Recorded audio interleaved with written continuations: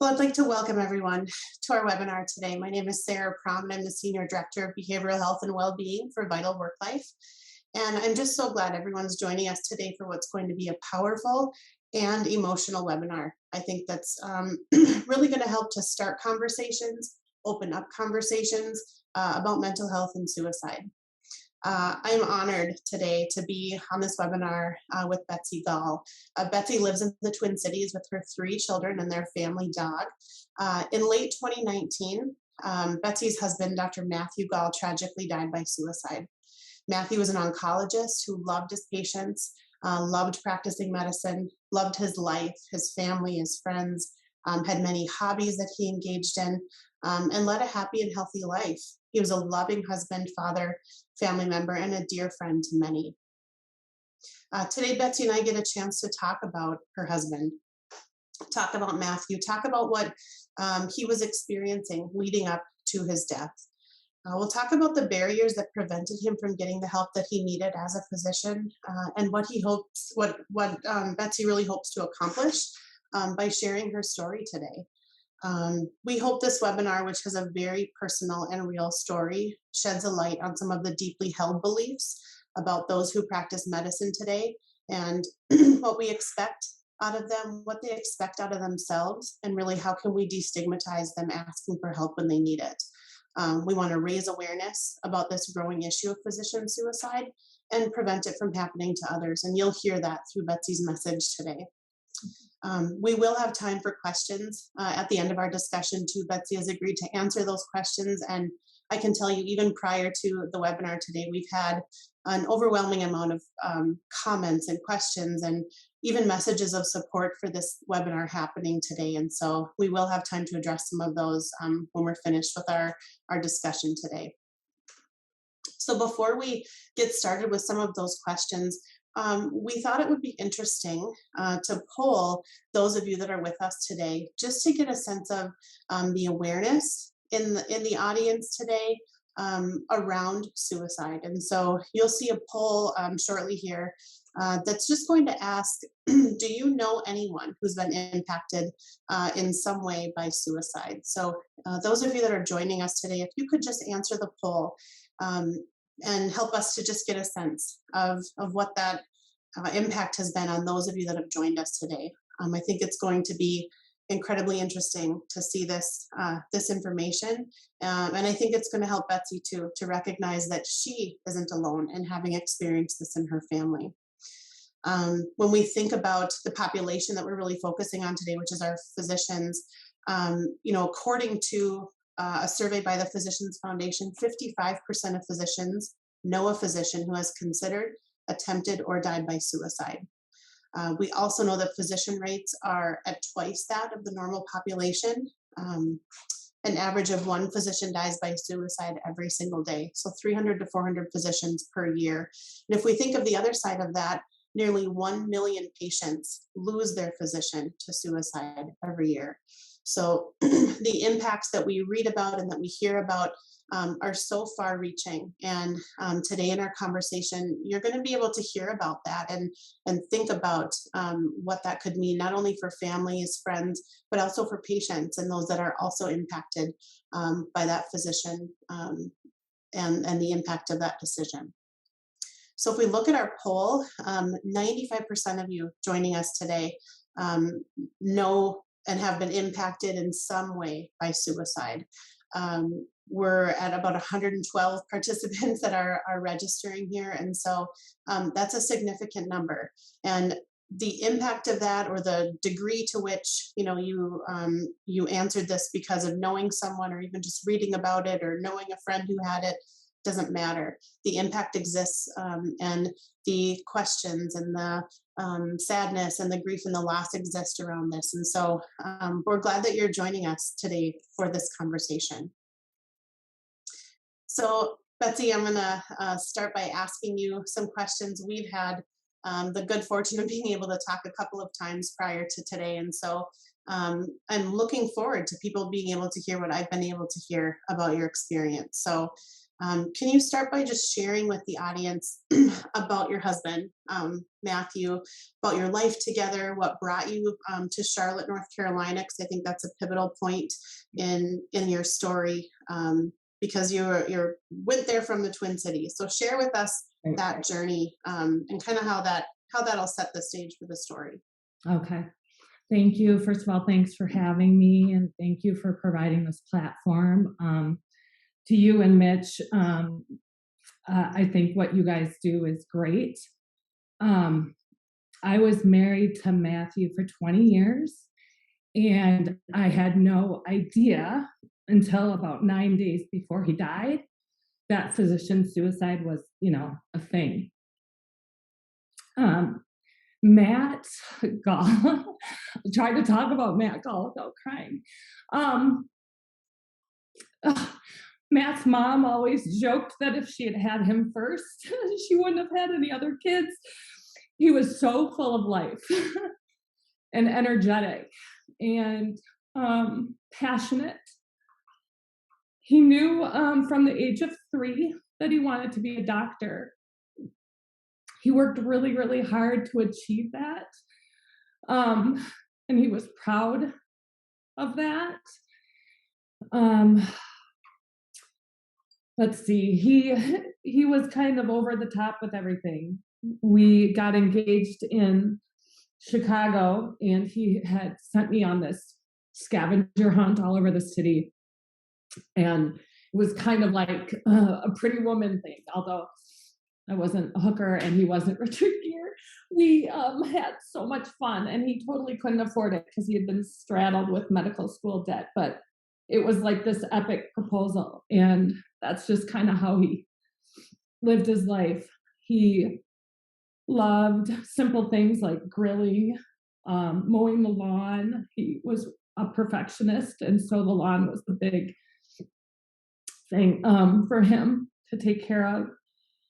He loved our cabin. We have 3 kids. Nobody loved their kids more than Matt Gall. He was so proud of them. I would go to his office sometimes, and it was almost embarrassing of all the pictures he had of his family. And I know that he loved us all very much. We had a large circle of friends. We loved to entertain. We did it a lot. He loved his family. He loved this country. He was passionate about America. He loved God. He was the grandson of a pastor. Matt really loved his patients. He was always so touched when he would get a thank you note or a gift. And we got a lot of them. And I always thought that that was so sweet that these cancer patients would give their doctor a present. He loved the holidays. He loved Christmas. He wore these plaid pants every Christmas. And he loved the 4th of July.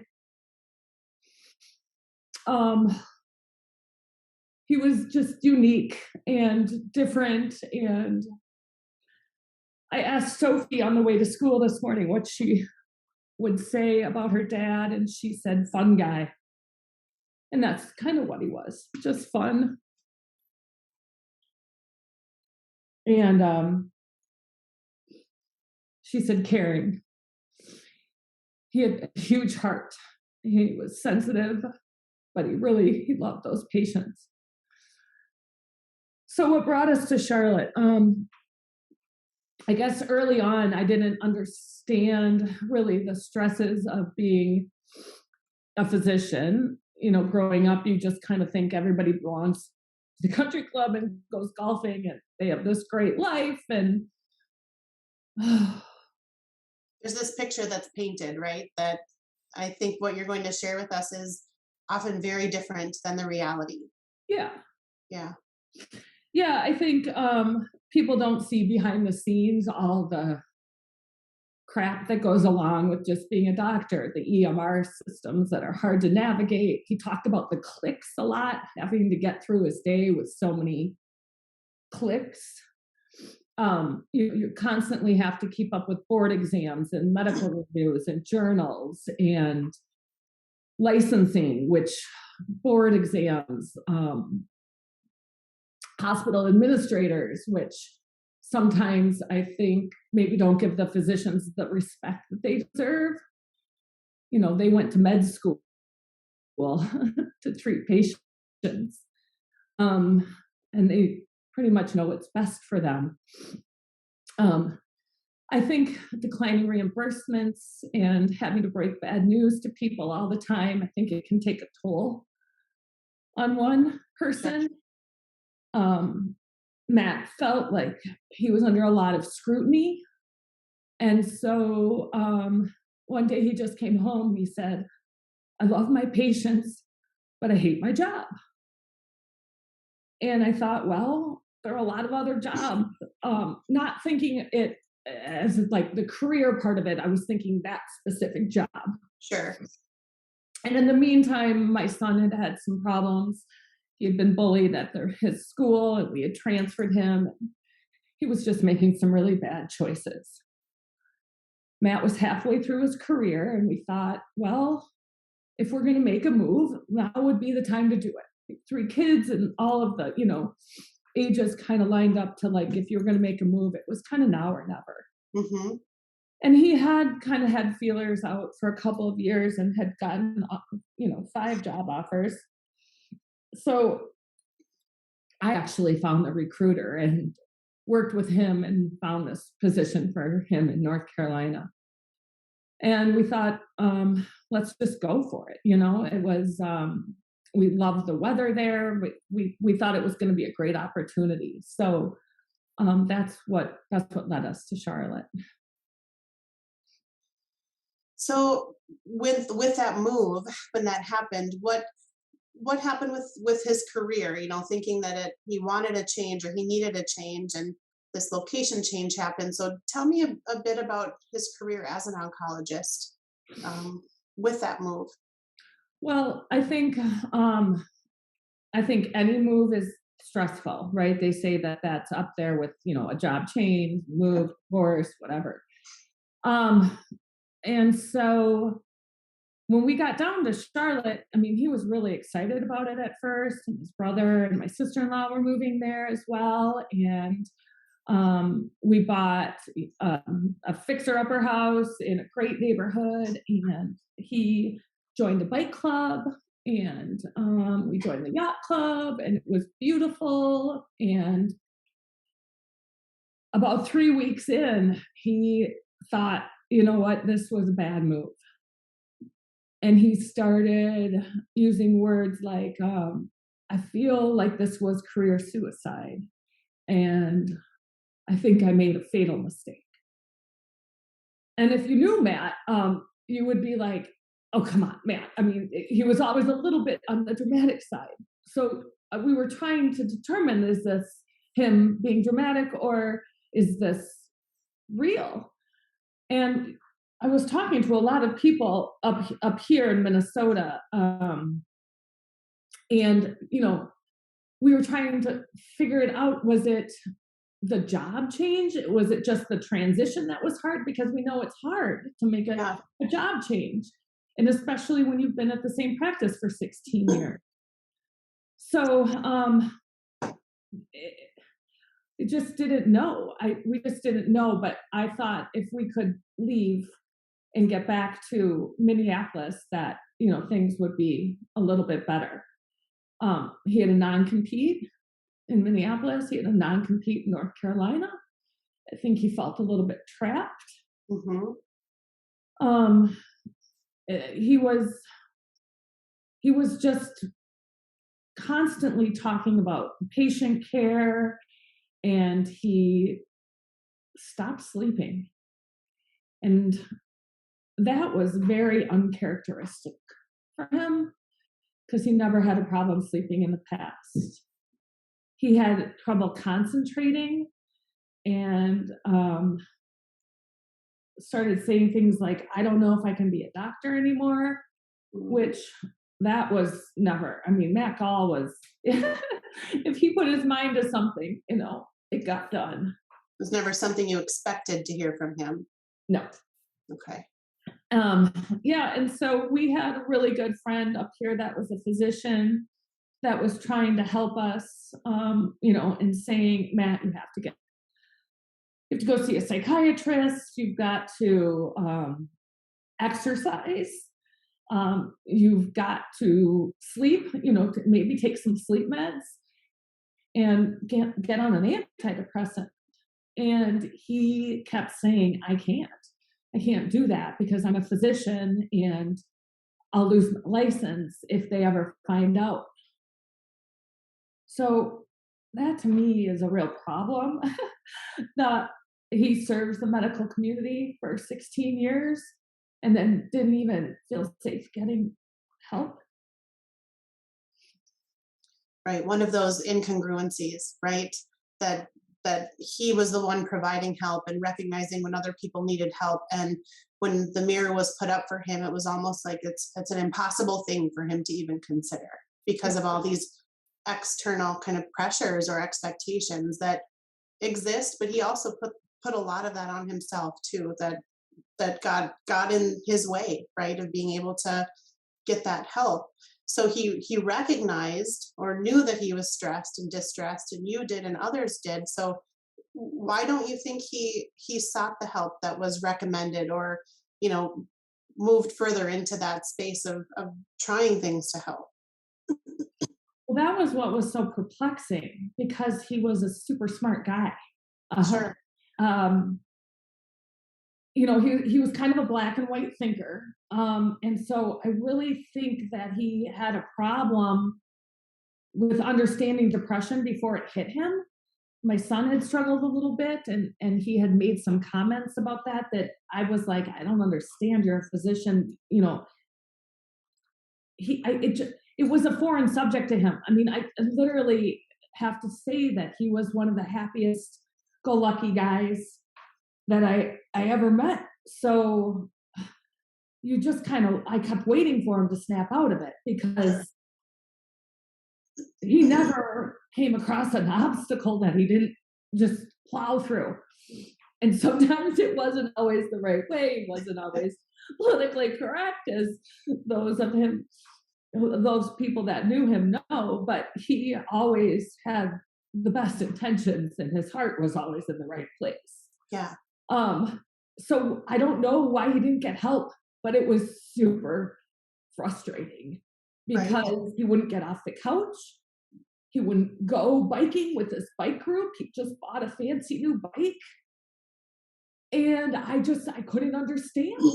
I did not have the tools in my toolbox to say, wait a minute, like it was so sudden and so unlike him. And we were so confused and, so yeah. I don't know why he really, I mean, that's what he told us, was that he thought he would lose his medical license. Sure. So again, that external pressure that was causing him to make decisions based on, what he perceived to be the needs externally as opposed to those needs internally. And probably, like you said, not knowing what to do, right? Not having the tools or the understanding of really what this was about, and hoping that he would just snap back to the Matt that you knew. Exactly. And I have, in doing my research since his passing, the physicians that do get help, a lot of them go across state lines, they use fake names, and they pay cash. I mean, really? I mean, these are the people that we're going to see, and they have to be ashamed of dealing with their own problems. I mean, they're people. They're not machines. And it just seems really wrong to me. And it was everything that's happened in my life, Sarah. God has swooped in and just been there for me. But 9 days before Matt died, This guy had just friended me on Facebook, and he happened to be an anesthesiologist up here in Minneapolis. And he wrote a post about physician suicide. And I was laying in bed next to Matt, and I said, "Oh my gosh, like this was the first time I'd heard about it. Physician suicide, like that's a thing. Did you know that, Matt? Did you know that?" And he's just nodded. Yeah. And so it's kind of like they all know about it and they write about it in the medical journals that call it burnout. But I didn't know that. I mean, he was my brilliant, oncologist husband who answered every question. He was so well read about sports or medicine, or I don't know how he kept all that information up there in his brain, but he did. And so I have a lot of friends that are doctors, and they all seem to know that suicide is a risk. So, wow. Right. Then They're not talking about it, right? Yeah, yeah, Yeah. There's yeah, not the conversation about it, or there's all this stigma surrounding it, and right, people don't know what to say, or don't know how to bring it up, or don't know, there's fear around even bringing it up and talking about it. And, the when you mention people using fake names or going out of state, or all of those things, there's energy and effort going into hiding this, right, that brings about this exhaustion exactly. that I've got to believe was impacting your husband as well, exhausting, hiding Oh, the real effects of what was impacting and he wasn't him. sleeping, and he was Right. working all the time. I mean, he never stopped working. Matt was so dedicated to his patients. I think I can remember one day in 18 years that he didn't go to work because he was really sick. He was a powerhouse. So yeah, I couldn't believe it was a thing. Right. And then I heard about it again. I was at the nail salon, and on the TV was Dr. Jennifer Ashton, who is the chief medical correspondent on Good Morning America, and her husband um, died by suicide as well. And I had no idea. She wrote a book that has been very, very helpful to me. And I had the good fortune of actually communicating with her directly. But, you know, you're just so blindsided when it happens to you. Right. It just is so shocking. I feel like that's a big part of your message today, is that you want to be able to talk about this, and you want people to recognize that it really can impact anybody, and It there does can not, be. it does not discriminate. Right. It does not discriminate. No.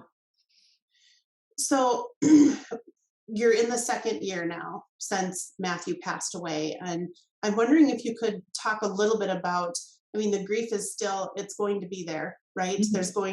It's going to exist forever. And Mhm. I'm wondering what you have noticed that's different in your grief process from year one to year two, given that, my sense is that your message is there's more opportunity to talk about this and to have to bring this back up to the surface more frequently. And what has that been like for you? And what's your process been around that? Well, let me back up a little bit. My high school boyfriend was killed in a car accident when I was 21. So I understood the grief process. I understood the 5 phases of grief. You're going to go through denial and the bargaining, and eventually get to the acceptance, all of that. So a couple days after Matt had died and my kids were back at school, before we came back for the funeral, I turned around and I told them, this is a moment in time, and it's not who your dad was, and this is the way he died, but I don't want us to remember only this part of him, the way that he died. Um, but you will go on to have great lives. And if somebody had told me at 21, after Scott had died, that I would be having such a great life and 3 beautiful children and a great husband and all of these wonderful gifts, I wouldn't have believed it. Yes. So I had the the benefit. I use that term. I don't know. That's the wrong term, but I just knew how it was going to go. So, at first you're in shock, and that's God's way of protecting you because there's just no way to wrap your head around it.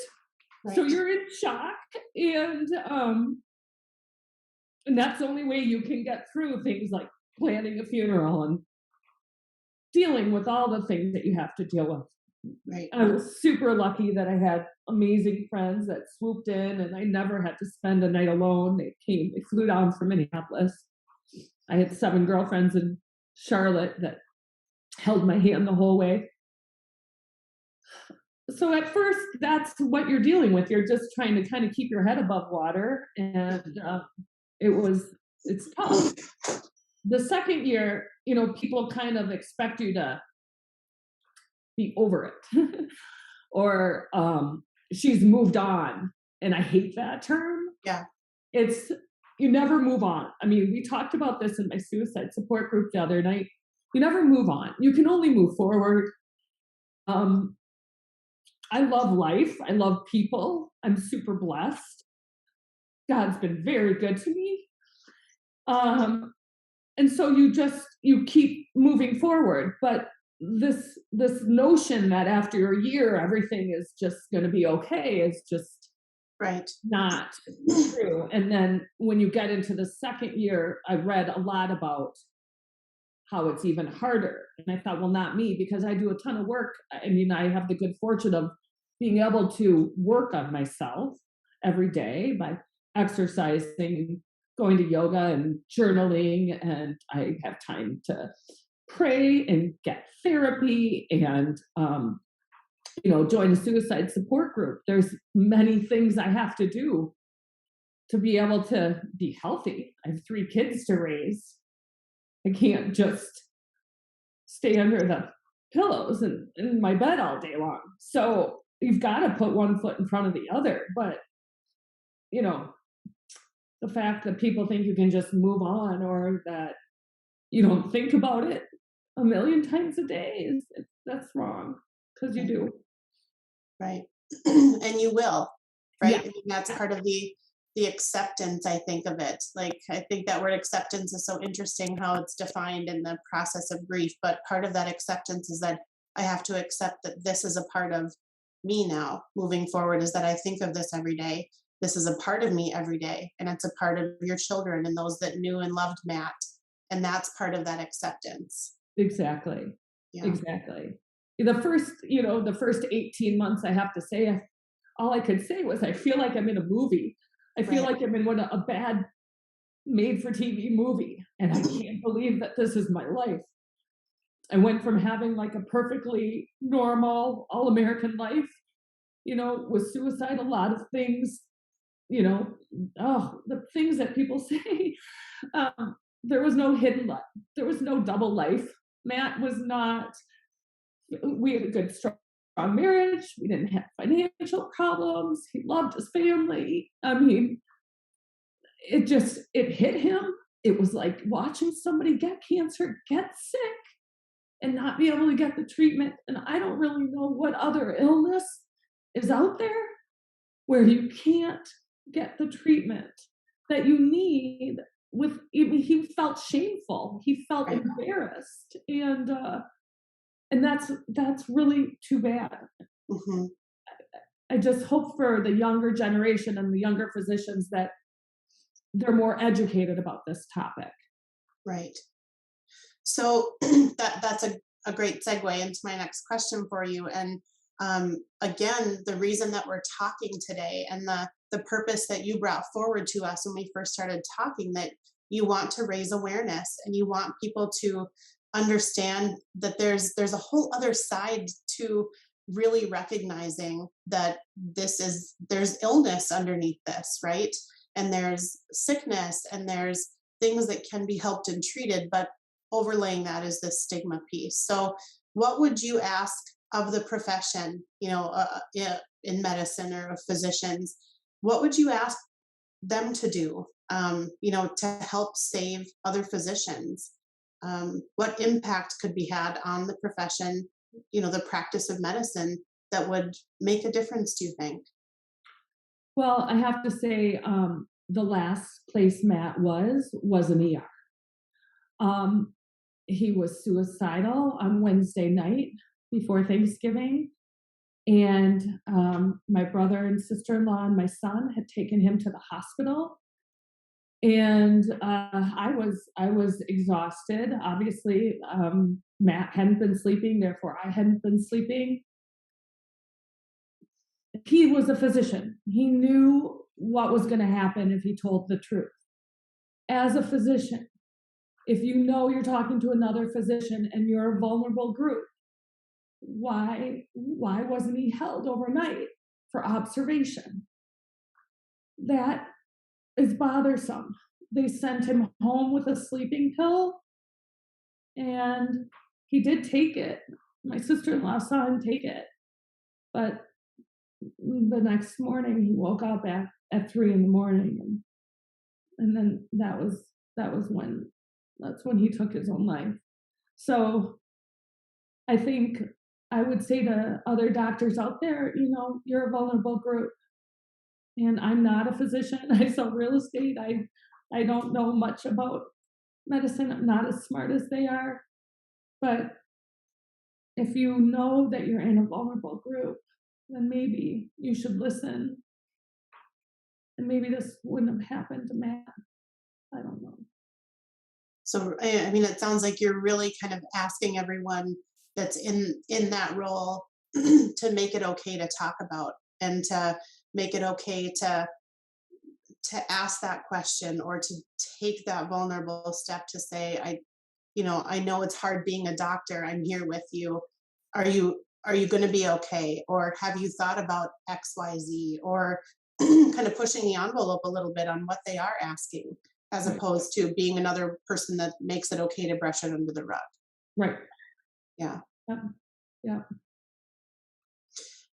I think that you've touched on this idea that asking for help is seen as a sign of weakness in medicine. And why do you think that is? Why do you think that that's kind of this undercurrent, really, um, of that practice, and what can be done? They're taught in residency to, you've got to power through, right? I mean, when I met Matt, he was doing his surgical, he was going to be a surgeon. I mean, he was working 16 hours and then off 8, 16 hours off 8. I mean, he literally had like a green tinge to his skin. I mean, it's not healthy. I mean, I think it starts in residency programs. They're tough.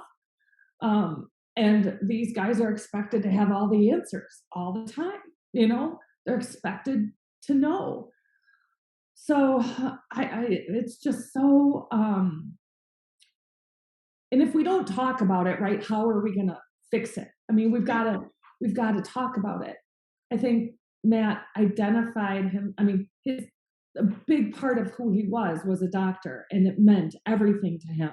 And so the fear of not being able to practice medicine, take care of his family, I think it was just overwhelming. And they say suicide, happens, it's always a perfect storm. And I feel like, looking back at all the layers of stress that Matthew was under, that's really what it was. It was the perfect storm. Hmm. And they're not perfect. They're people. Nobody is perfect. There is no perfect anything. And so we Yeah. have to let go of that Right. perfectionism. And I think that is something that they are. I mean, we need precise doctors. They need, there's a fine line, right? We need them Right. to know what they're doing and be perfect in many ways, but they are people on the other hand. So Right. I mean, I think it's very poignant that you speak about residency, the amount of training and focus in the tactical and the practical, application of medicine that they learn in residency, but how many classes do they have about self-care and well-being, and having conversations about things like this. And there's something to be said about that preparation of physicians that this has to be part of that preparation. Um, Agree. Yeah, and bringing it to the forefront, saying it's okay to talk about this and it's okay to support each other, when there's these experiences. So I'm hearing from you that that could have made a difference and should be something that is done moving forward. definitely. Yeah. So, we talked about the profession a little bit.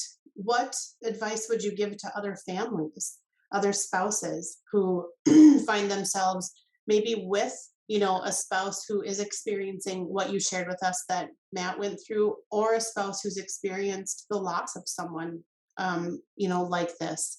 What would you share or advice you'd give to other families?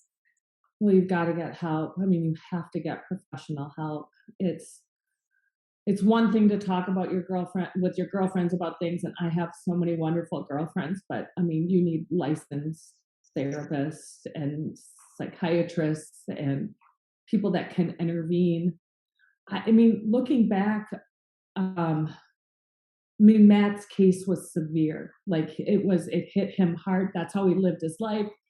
His motto was got to get it all in. He always was going 100 miles per hour. That's the way he lived his life. And so when depression hit him, it hit him super hard and super fast. I don't know from my experience. I mean, we tried everything. Tried to get him to go. Tried to get him off the couch. Tried to get him to do all these things, and he wouldn't. I think if maybe maybe if they're not under so much pressure all the time, maybe if they're not under so much scrutiny, and maybe if they're not constantly getting survey every time you leave the doctor's office, you get a survey. I mean, it's pressure. I mean, all the time to be 100% perfect. I think if we can ease up on that, but if these guys could get help, and these guys and women obviously get help that they need,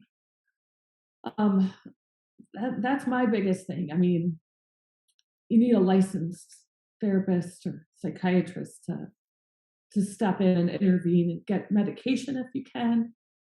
All the things that we were urging. I didn't know all the signs of depression, but like changing in sleep habits. I mean, we just called it insomnia. I was like, he has insomnia. I mean, we weren't putting it all together. How then all of a sudden, then he wasn't, I mean, I knew he was depressed, but it wasn't, I don't know, it was Matt Gall. I just thought, it's Matt Gall. He's going to snap out of it. And that's what I thought. Right.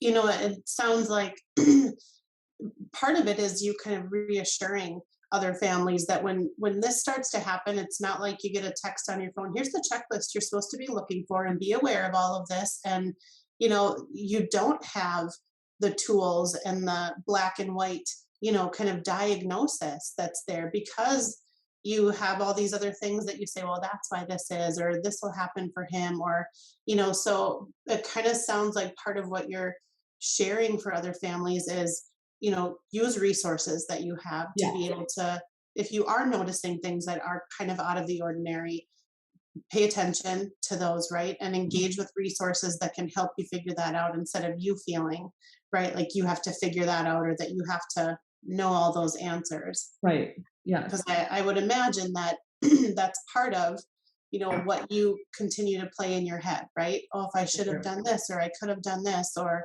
The what if.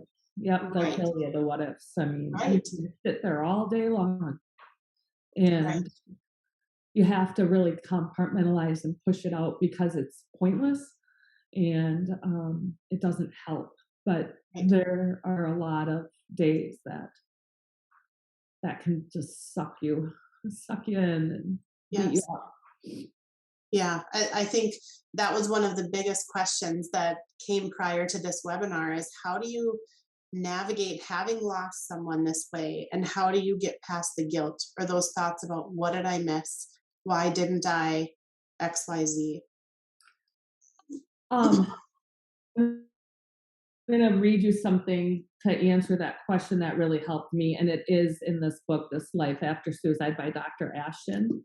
And I have all these pages. I've read the book 3 times. Sure. She says, And without a doubt, one of the most powerful messages Kim had to share came from conversations she'd had with people who survived suicide attempts.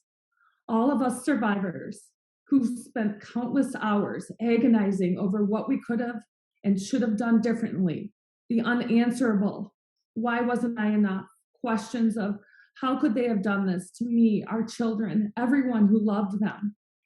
They can find some sad comfort in hearing that in every one of those conversations, those people described virtually the same thing: a perfect storm of stressors and emotional pain became so all encompassing that they believed the perfect storm was going to be their forever state of mind. Their focus and their purpose narrowed to one thing and one thing only: end the pain. They weren't thinking about their spouse or their children or their family or their work or the impact their suicide would have on everyone left behind. End the pain. In those final moments, that's all there was. That's all that existed. And so you have to just let go, because Matt had an illness. Matt was sick. He refused to get help. He thought he was going to lose his license, but he was sick. He died by suicide. He didn't commit suicide. We need to erase that word. He died by suicide. Yeah. And he was just trying to end his pain. And it's a pain I can't imagine. And it breaks my heart for that sweet man that he had that much pain. I can't imagine. But that's how you have to think of it. It was a sickness in his head, and it overtook. Yeah.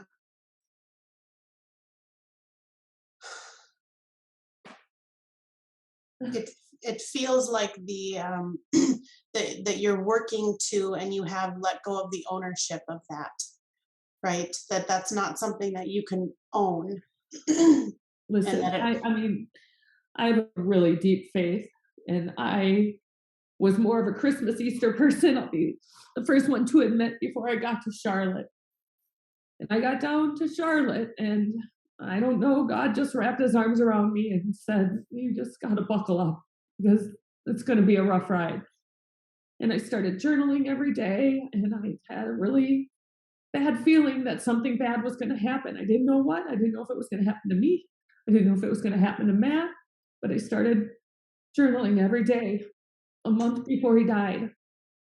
And I have to turn everything over to God, because he's the only one that has all the answers. I mean, we can sit here and analyze it. I sit in a group with 12 women once a month, all lost their husbands to suicide. And every time I pull up into the parking lot, I just think, Betsy Gall, this is what I'm doing on a Monday night. It's just, you can't wrap your head around it. Sure. You got to just turn it over. You got to turn it over, because Matt's in a better place, right? I mean, that was one thing too that helped me, and I think it's so hard with suicide is there's this religious connotation that he went to hell or something, and he did not. And it was not a mortal sin. He got sick, and the sickness won. Right. And I'm super upset that he didn't get the help, because I think you can get the help that you need so you don't end up in this place. Sure. But it was a very confusing time for us, and it happened very quickly. And he was the last person on earth. If you knew him, everybody out there watching that knew him understands what I'm saying. Right. So, and it sounds like that's too what helps you to recognize that, is that it was like this other thing kind of took over, right? You likened it to cancer earlier. You know, someone gets cancer and you watch them become sick and die. And if they don't have the right kind of medication or don't have access to what they need, the death happens. This is kind of the same thing. He got sick. You watched it happen. There wasn't access, or there wasn't a connection with what was needed. And he died. The reasons around that, though, I think are why we're here today, is to say we have to have conversation when people need this kind of help, just like we do around cancer, right? Exactly. And with cancer, you blame the cancer. With the car accident, you blame the car accident. And so then with suicide, people want to blame the person. Right. But I'm telling you, that was not Matt Gall. I mean, that was not Matt Gall. And if Right. you had told us 20 years ago that that was how Matt Gall was going to die, I mean, he would have laughed in your face. No way. No way. Nobody loved life more than Matt Gall. Right. His grandfather lived to be 100 years old. He wanted to live to be 100. He dedicated his whole life to saving life. He believed in life. He loved life. He loved life more than anybody I've ever met. And so it's so ironic that this happened and that he got so sick and then that he lost his battle. Right. I'm kind of taken back to one of our earlier conversations that we got to have, and something you said has stuck with me. And I feel like it could be like literally a mantra for opening the conversation around this stigma. You had said that it's ugly, but it's the reality. And I just wonder, if if you could talk a little bit about what that means and why, if you remember saying that, or you've probably said it since, but like I said, it's kind of stuck with me because, like you said, physicians kind of lead their perfect, glamorous lives, and that's not always the case. There are pieces of that that are not accurate, and it's ugly, but it's the reality. So, what would you say to encapsulate that could help to start the conversation around this? Well, I think if we're talking about the medical profession, I mean, when you're a bride marrying a physician, you don't think about that was just nothing. I did not understand the Yeah. pressure of the job. So the ugliness that is just constant pressure that they're under. I mean, I don't know what other profession, where your salary can decline so much. I mean, I know a lot of doctors have seen that happen over the course of the last couple of years. That's very stressful. They're highly trained. They take on massive amounts of medical school debt to go serve the community. And for what? I think to have hospital administrators tell them how to do their job. I think the pressure to see patients quickly and there's just so much to it that's hard. I mean, it's a tough job, and I was always reminded because of Matt liked to eat, and so he would always bring his lunch because he didn't have a lot of time to eat lunch, so he would eat lunch at his desk in between seeing patients. And if he ever forgot his lunch, I would run up there to the office and drop it off. And I always left the office thinking, oh, I don't know if I could sit there and look at all the sweet people in those chemo chairs every day. A hard day for me is what? Picking out a paint sample? I mean, it just doesn't compare. I think it's hard. I think it's a hard line of work. And I think he took it was an honor for him to serve his patients, and he took every loss personally, and it was hard. So that's the ugly part. I think that's the ugly part I was probably talking about. Yeah. And the other ugly part is just grief. I mean, if you haven't been through it, it's ugly. Yeah. And you learn early on, you can't walk around bawling your head off every day. I mean, you have to look at all your blessings. And I early on started writing down everything I was grateful for. Even when Matt was so sick in October, I mean, I just looked back at my journals and, I was like laundry to keep me busy. I mean, I hate doing laundry. I hate it, but it was keeping me busy. And so I just appreciated that, and my dog and my kids sleeping in their beds, and simple things like leaves crunching under your feet and blue sky, whatever. Yeah. But that's, I think, what I meant by the ugly side. Yeah, I think so too. I remember us talking about those kinds of things. It's kind of like those, those hidden things that come with being a doctor, right? The things that, again, we don't talk about and we don't say exist, and we don't say it's okay that they exist, but we have to support physicians when they're feeling stress and burnout and high, degree of pressure, and these concerns about licensing boards and all of these things. We have to talk about this and figure out how do we mitigate some of that for physicians so they can do their great work that they do without all of this stuff in the background, because that is their reality. All this stuff exists in that background, and the mounting pressure of it, can have a devastating impact. Definitely. Yeah. Yeah. Yeah. Well, I want to move to a couple questions from the group. Before I do that, I have to tell you, I have the luxury of seeing all of the comments popping up as we're talking, and we're at 28 right now, and the vast majority of them are either people saying hello, sharing what they've known to be the reality of Matthew Gall and their experiences with him and their appreciation of him and of you for being here and talking about this today. So we're going to make sure you get all of those comments and that you hear and see them. But it's really powerful that people are connecting in this way, but that also you're able to open up about this and to be able to shed light on this very important and real and raw reality. So couple of questions before we wrap up. I think one of them, would be something that we maybe even can help with at Vital Work Life is there a message that you want to get out to practitioners or therapists or other people who are in the helping profession? What should they do, or what should they say? What should fellow physicians do or say to kind of break open this conversation?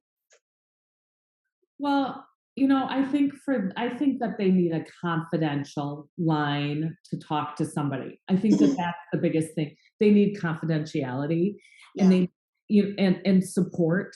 So if that is, I don't know, some type of support group, which isn't confidential, but you know what I mean? They need resources to be able to go to where they feel that they can share, talk about their feelings or the fact that they need help or some sort of medication, without the fear of losing their medical license. Yeah.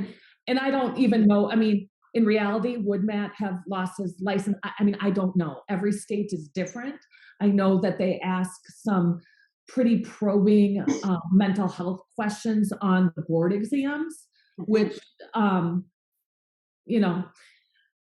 like I said, I'm not a doctor. I don't know, but I just think that I think what also would help would be recognizing the docs when they do good, instead of always picking up on maybe something that they don't do so good, or maybe they have a bad day, or maybe every interaction with every patient isn't perfect. They see thousands and thousands and thousands of people.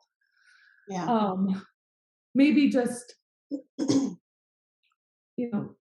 maybe just ease up a little bit. I know Matt felt like he was under a lot of scrutiny, and that was hard for him. A patient threatened his life. That was very stressful. That was hard for him. Yep. So I just think they need a resource to talk, and it needs to be confidential.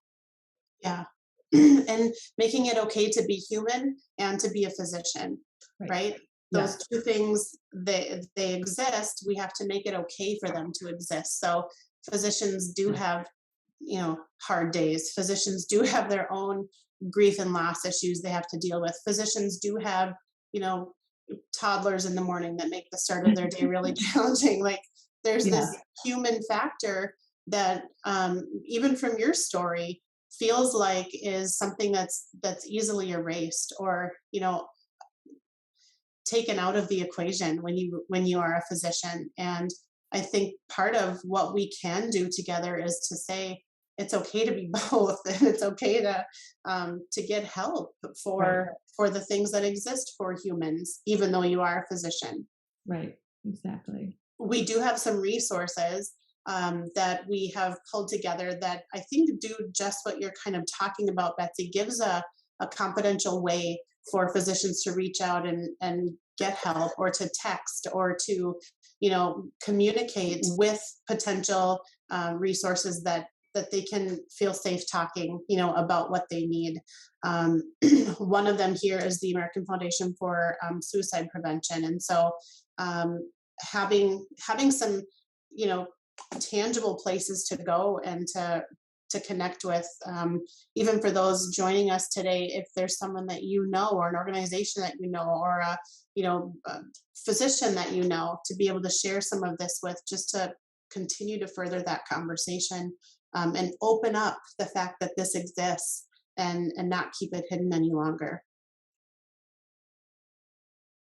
I think that's all of our responsibility, as we're taking our time to listen today to your story, Betsy. And 95% of the people on the call identified that they too have had some sort of experience or impact, in regards to knowing someone, whether it be that has taken their life, or have been in that situation of loss. So being vulnerable about these kinds of conversations feels like the first place to start. Talking to family members or friends or colleagues about, that this is the reality that exists. I think too, for leaders and organizations, like you said, to kind of start to change that culture, to give people positive comments, and to make it okay to have a bad day, or to, have a miss on a chart or something like that, that is going to happen, because there's the human factor that exists of being a physician. So opening those conversations too, as leaders within organizations, can help to destigmatize the asking for help when that stress or that pressure becomes too much. Um, so what I want to do is turn it back to you, Betsy, to close our time together, to be able to say, what it is that really is on your heart, that's left to say. And I just want to thank you, for the time that you have put in with us to prepare for this, to have these continuing difficult conversations, and sharing your heart and your experience with us.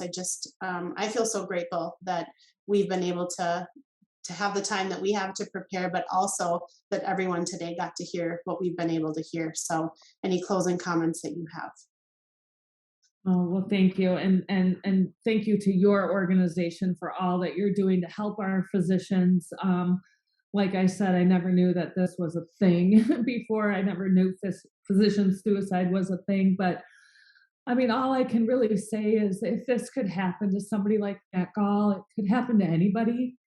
And if you have any sort of inkling that you're not feeling like yourself, or you're distressed, or you don't know what to do, I just urge you to get the help that you need, because your family loves you, and your friends love you, patients love you. And I really hope that nobody ever has to go through what we've gone through. And that's why I'm sharing the story, so that we can start having these tough conversations to hopefully prevent this from happening to anybody else. Thanks to everyone for being here with us today. And thanks again to Betsy for sharing your story with us. Thank you, Sarah.